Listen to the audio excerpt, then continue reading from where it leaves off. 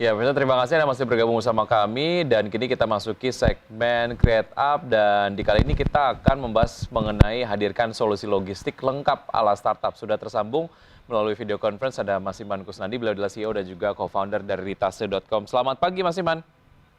Selamat pagi, selamat pagi. Ya, Terima kasih waktunya sudah baik. diberikan kepada saya untuk mengisi acara hari ini, pagi ini. Terima kasih sudah bergabung bersama kami. Sehat selalu Mas Iman. Kalau kita Sehat, bicara mengenai logistik Indonesia begitu, bagaimana Anda melihat kebutuhannya untuk sebuah layanan logistik yang terintegrasi dan juga ini dapat memudahkan dunia usaha lah, pengguna jasa dari logistik sendiri. Seperti apa demand-nya belakangan Mas Iman? Oke, industri logistik Indonesia ini memang saya bilang masih manual ya, masih segala sesuatunya tidak dikerjakan secara efisien. Oleh sebab itu, disinilah saya mencoba memberikan suatu solusi digital yang bisa membantu para pengguna atau stakeholder untuk bisa mereka mendapatkan teknologi yang bisa mereka pakai untuk day-to-day operation. Karena yang menjadi problematika sekarang adalah bukan dari sisi orangnya atau infrastruktur logistik yang kurang bagus, tapi dari sisi bisnis proses atau standarisasi. Nah, standarisasi inilah yang merupakan sesuatu yang keharusan.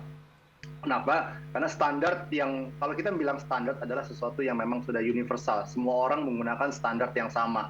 Yang diharapkan apabila standarnya sudah sama, ini akan menjadi satu solusi logistik nasional yang bisa menurunkan pastinya adalah biaya logistik di Indonesia. Oleh sebab itu Ritase come up dengan satu digital solution yang bisa membuat satu proses yang lebih standar di Indonesia. Kurang lebih seperti itu, Mas. Oke, artinya memang berbagai macam kendala dari penanganan yang sangat konvensional, belum terdigitalisasi, ini yang kemudian menimbulkan berbagai macam kendala lah ya dari sisi user sendiri begitu ya. Oke. Betul sekali, betul Ya, sekali. ya. Secara pertumbuhan ekosistem logistik sendiri seperti apa? Tentunya kalau bicara soal logistik tidak hanya kemudian bicara mengenai pergudangan, ada juga misalnya yang menyewakan truk-truk untuk kemudian digunakan untuk lalu lintas barang dan lain sebagainya.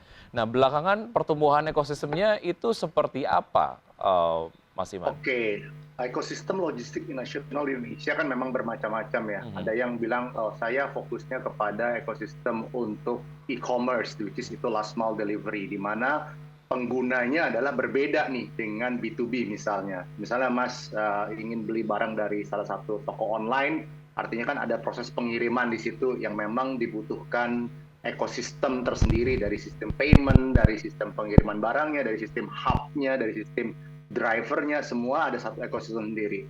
Tapi kan itu logistik ini spektrumnya luas ya, horizonnya luas. Ada yang saya bilang dari first mile-nya, ada yang mid mile-nya, ada yang last mile-nya. Nah ini saya rasa perkembangannya sekarang seiring dengan perkembangannya e-commerce, last mile delivery itu cukup, saya bilang, mengalami pertumbuhan yang signifikan dari tahun ke tahun. Karena orang sudah menggunakan e-commerce atau jasa pembelian secara online, baik yang secara bisa dikatakan same day delivery, ada juga yang instan, ada juga yang next day. Itu semua proses-proses bisnis yang memang di-create oleh satu ekosistem last mile delivery. Nah, pertumbuhannya ekosistem sendiri ini sekarang tidak hanya teknologi, jadi tidak hanya mereka membutuhkan informasi keberadaan barang atau saya bisa katakan di sini adalah bagaimana mereka melakukan trace and traceability. Tetapi ekosistem logistik ini sekarang lebih mengarah ke financing, ke pembiayaan, ke cash flow yang baik dari setiap stakeholder logistik agar mereka bisa mengerjakan atau melakukan proses pengiriman barang atau jasa logistik lebih baik. Jadi meluas nih, jadi nggak hanya sekedar teknologi untuk melakukan trace and traceability, tetapi juga dari sisi order processing, dari sisi bagaimana mereka bisa melakukan order ke pihak ketiga atau booking truk ke pihak ketiga, mereka juga bisa melakukan proses pembayaran, bagaimana si vendor bisa mendapatkan pembayaran. Jadi lebih meluas, terus bagaimana mereka bisa membeli barang-barang untuk kepentingan mereka sehari-hari, seperti ban, seperti oli, seperti spare part. Nah ini, jadi ekosistem logistik yang sekarang ada menurut saya nggak bisa hanya pada teknologi saja. Teknologi dalam artian ini adalah bagaimana mereka melakukan trace and track melalui sistem aplikasi atau sistem web application, tetapi lebih harus terintegrasi dengan beberapa stakeholder lainnya seperti perbankan, fintech, spare part, authorized dealer, ATPM. Nah, ini semuanya harus terintegrasi. Port juga, mungkin airport juga harus terintegrasi. Jadi untuk bisa menselaraskan satu proses dari pick up point sampai ke drop off point sampai bisnisnya mereka sendiri sebagai pengusaha truk ataupun pengusaha lainnya untuk bisa berjalan secara lebih normal. Kurang lebih seperti itu, Mas. Layanan logistiknya lebih terintegrasi dan juga komprehensif gitu ya. Beberapa waktu yang lalu saya ingat sekali berbincang bersama asosiasi logistik begitu, di mana teknologi trace and traceability ini masih jadi satu hal yang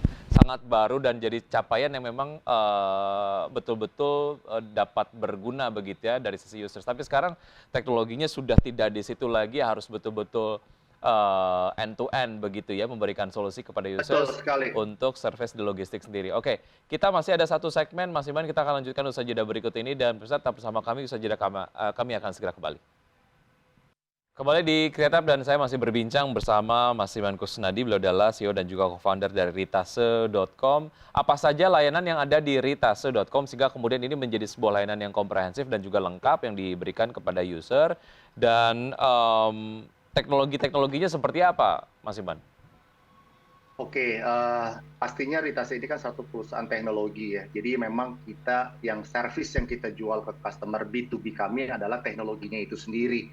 Di mana teknologi ini sekarang sudah dipakai oleh beberapa perusahaan besar multinasional di Indonesia, ada FMCG, ada juga pharmaceutical, dan mereka menggunakan teknologi ini. Tujuannya apa sih sebenarnya? Tujuannya untuk melakukan proses optimalisasi dan automation dari awal, dari bagaimana mereka proses booking sampai mereka bisa mendapatkan notification barang terkirim. Jadi itu dulu, jadi service-nya namanya software-nya itu sendiri kita berikan kepada B2B customer kita. Jadi itu service kita yang pertama. Nah, kita fokus pada ini saja sekarang. Kenapa? Karena kita lihat bahwa inilah yang harus kita kuatkan dulu nih, fundamental teknologinya harus kita kuatkan.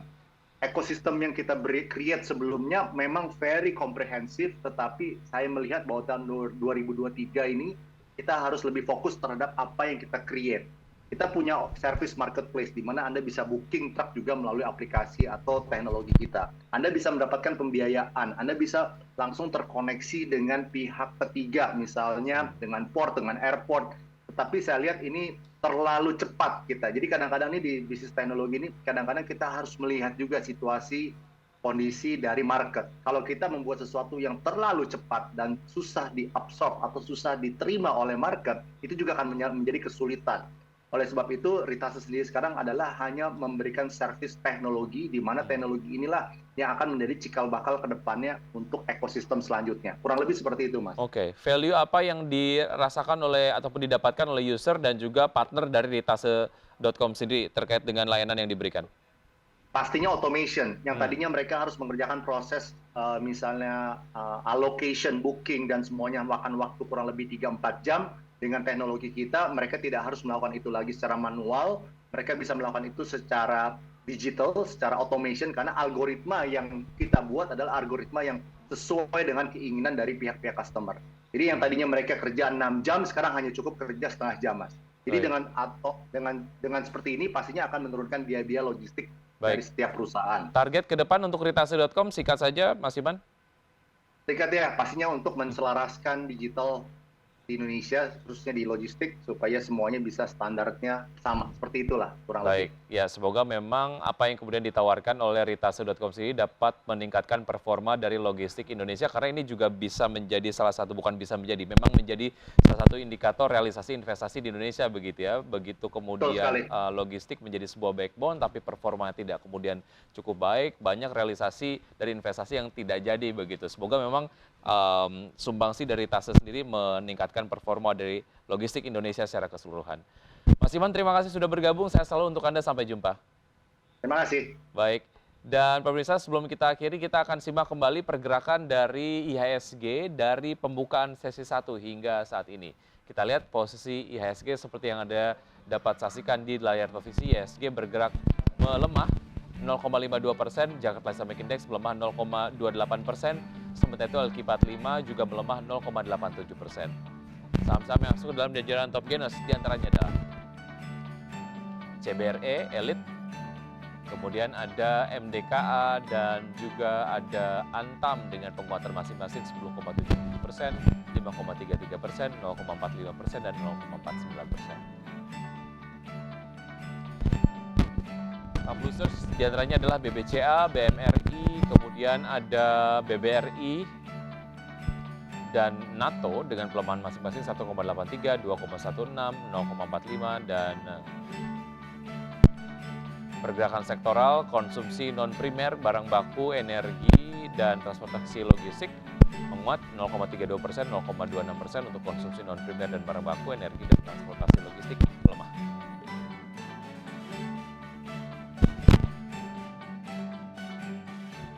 Ya, pemirsa, sudah 90 menit kami menemani Anda dalam Power Breakfast. Semoga pembahasan kami dapat menjadi sumber referensi dan juga informasi untuk Anda. Tetap saksikan IDX Channel, your trustworthy and comprehensive investment reference. Saya Wiki Adrian.